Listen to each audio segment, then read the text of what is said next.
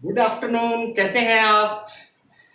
Madhav Mohan standing before you with a new topic today.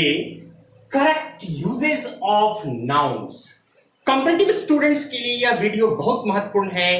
अगले 10 minute आप ध्यान से देखेंगे और यू नाउन का यूजेस सीखना बहुत जरूरी है। तो आइए चलते हैं टॉपिक पर। The first important rule of noun is money. Here it is use money.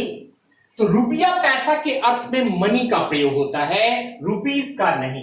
देखिए सेंटेंस है he had no rupees. Grammatically this sentence is wrong. This sentence is wrong. क्यों रॉन्ग है? रुपये पैसे के अर्थ में रुपीज का प्रयोग नहीं होता है, यहां होगा use money. He had no money. Correct. Mohan has lots of rupees. Sentence is not grammatical. Why? Because rupees, it's not suitable here. The word is used, that is money. This is correct. Number 2, theater. Theater means what? Theater means a special building or place of performance of plays. Theater का मतलब होता है एक विशेष प्रकार का इमारत, मकान, जहां जो परफॉर्मेंस के लिए, जो प्रदर्शन के लिए बनाया जाता है, नाटक आदि का परफॉर्मेंस, स्टेज शो आदि के लिए बनाया जाता है। Dear students, let us know that theatre का प्रयोग अगर आप इस तरह करते हो, he enjoyed the theatre, this is not correct. This is not grammatical. सही क्या होगा? He enjoyed the play.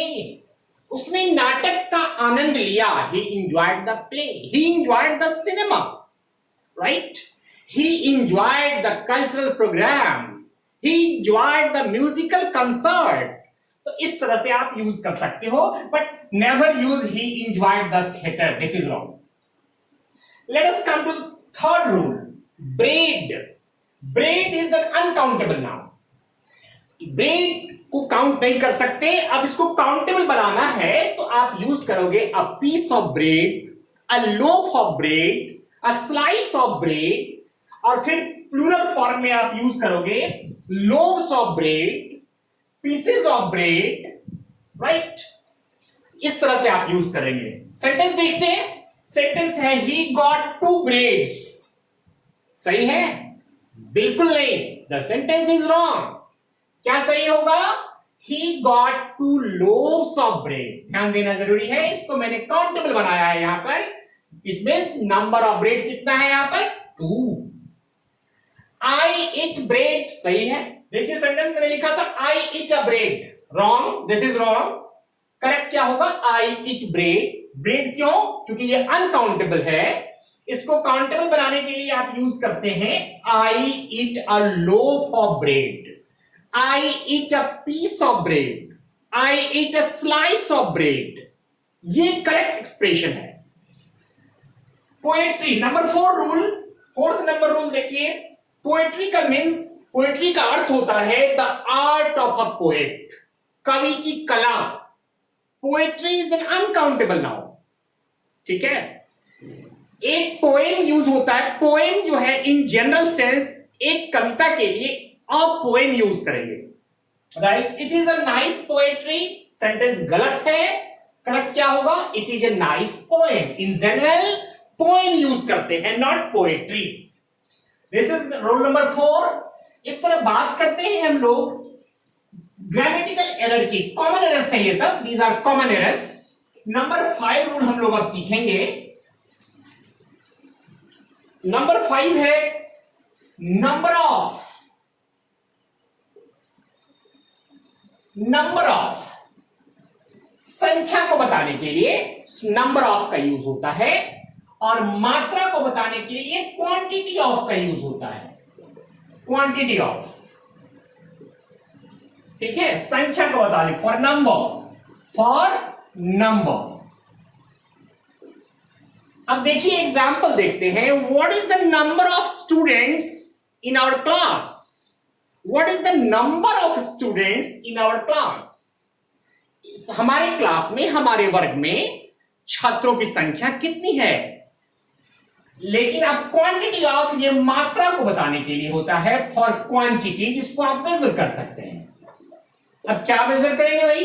अब suppose there is a bottle, अब इस बॉटल में कितना पानी है, what is the quantity of water in this bottle. अगर इस तरह से आपको इसको क्वेश्चन बनाना हो तो फिर देखिए, क्वेश्चन के लिए आप नंबर को बताने के लिए हाउ मेनी का इस्तेमाल करते हैं। We use how many question के लिए। हाउ मेनी हिंदी मीनिंग होता है कितना, किसके लिए है? फॉर नंबर, संख्या को के बताने के लिए, फॉर नंबर। और फिर क्वांटिटी को बताना हो तो हाउ मच का इस्तेमाल होता है, कितना, फॉर क्वांटिटी, मात्रा को बताने के लिए। It's very important. अब सेंटेंस देखते हैं। Dear viewers, how many pens do you have? आपके पास कितनी कलमें हैं? How many pens do you have?